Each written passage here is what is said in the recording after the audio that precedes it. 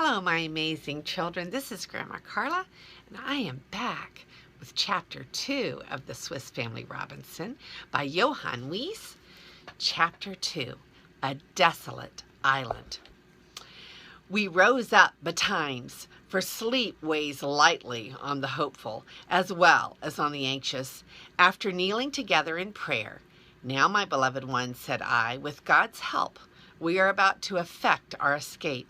Let the poor animals we must leave behind be well fed, and put plenty of fodder within their reach. In a few days we may be able to return and save them likewise. After that, collect everything you can think of which may be of use to us.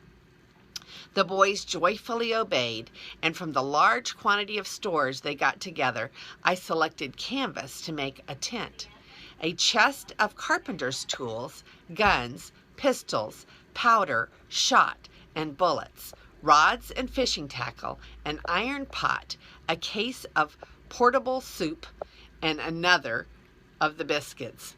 These useful articles, of course, took the place of the ballast I had hastily thrown in the day before. With a hearty prayer for God's blessings, we now began to take our seats, each in his tub. Just then we heard the cocks begin to crow, as though to reproach us for deserting them. "Why should not the fowls go with us?" exclaimed I. "If we find no food for them, they can be food for us." 10 hens and a couple of cocks were accordingly placed in one of the tubs and secured with some wire netting over them. The ducks and the geese were set at liberty and took to the water at once, while the pigeons, rejoicing to find themselves on the wing, swiftly made for the shore. My wife, who managed all this for me, kept us waiting for her some little time, and came at last with a bag as big as a pillow in her arms. "This is my contribution," said she, throwing the bag to little Fritz, to be, as I thought, a cushion for him to sit on. All being ready, we cast off and moved away from the wreck. My good, brave wife sat in the first compartment of the boat. Next to her was Franz, a pretty little boy, nearly 8 years old. Then came Fritz, a handsome, spirited young man of 15. The 2 center tubs contained the valuable cargo. Then came our bold, thoughtless Jack. Next to him was Ernest, my second son, intelligent, well-informed, and rather indolent. I myself, the anxious, loving father, stood in the stern, endeavoring to guide the craft with its precious burden to a safe landing place. The elder boys took the oars. Everyone wore a float belt and had something useful close to him in case of being thrown into the water. The tide was flowing, which was a great help to the young oarsmen. We emerged from the wreck and glided into the open sea. All eyes were strained to get a full view of the land, and the boys pulled with a will. But for some time we made no progress, as the boat kept turning around and around until I hit upon the right way to steer it, after which we merrily made for the shore. We had left the 2 dogs, Turk and Juno, on the wreck, as being both large mastiffs we did not care to have their additional weight on board our craft. But when they saw us apparently deserting them, they set up a piteous howl, and they sprang into the sea.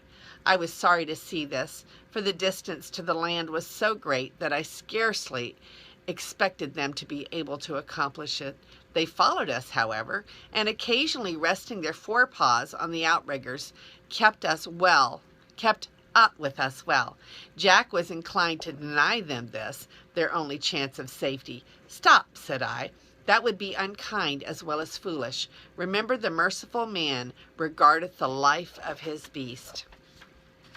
Our passage, though tedious, was safe, but the nearer we approached the shore, the less inviting it appeared. The barren rocks seemed to threaten us with misery and want. Many casks, boxes, and bales of goods floated on the water around us. Fritz and I managed to secure a couple of hogsheads so as to tow them alongside. With the prospect of famine before us, it was desirable to lay hold of anything likely to contain provisions. By and by, we began to perceive that between and beyond the cliffs, green grass and trees were discernible. Fritz could distinguish many tall palms, and Ernest hoped they would prove to be coconut trees, and enjoyed the thoughts of drinking refreshing milk. "I am very sorry I never thought of bringing away the captain's telescope," said I. "Oh, look here, father," cried Jack, drawing a little spy-glass joyfully out of his pocket. By means of this glass, I made out that at some distance to the left the coast was much more inviting. A strong current, however, carried us directly toward the frowning rocks, but I presently observed an opening where a stream flowed into the sea, and saw that our geese and ducks were swimming toward this place. I steered after them into the creek, and we found ourselves in a small bay or inlet, where the water was perfectly smooth and of moderate depth. The ground sloped gently upward from the low banks to the cliffs, which were retired inland, leaving a small plain on which it was easy for us to land. Everyone sprang gladly out of the boat but little Franz, who, lying packed in his tub like a potted shrimp, had to be lifted out by his mother. The dogs had scrambled on shore before us. They received us with loud barking and the wildest demonstrations of delight. The geese and the ducks kept up an incessant din, adding to which was the screaming and the croaking of the flamingos and the penguins, whose dominion we were invading. The noise was deafening, but far from unwelcome to us, as I thought of the good dinners the birds would furnish. As soon as we could gather our children around us on the dry land, we knelt to offer thanks and praise for our merciful escape, and with full hearts we commended ourselves to God's good keeping for the time to come. All hands then briskly fell to the work of unloading, and oh, how rich we felt ourselves as we did so. The poultry we left at liberty to forage for themselves, and set about finding a suitable place to erect a tent in which to pass the night. This we speedily did, thrusting a long spar into a hole in the rock, and supporting the other end of the pole firmly planted in the ground, we formed a framework over which we stretched the sailcloth we had brought. Besides fastening this down with pegs, we placed our heavy chest and boxes on the border of the canvas, and arranged hooks so as to be able to close up the entrance during the night.